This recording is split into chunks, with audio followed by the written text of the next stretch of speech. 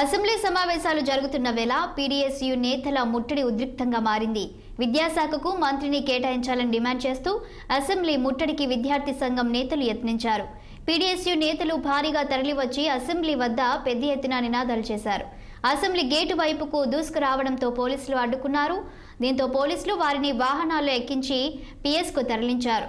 రాష్ట్ర బడ్జెట్లో విద్యారంగానికి 30% నిధులు కేటాయించాలని, ప్రభుత్వ విద్యా సంస్థల్లో ఫుడ్ పాయిజన్ ఘటనలను, విద్యార్థుల ఆత్మహత్యలను నివారించాలని డిమాండ్ చేశారు.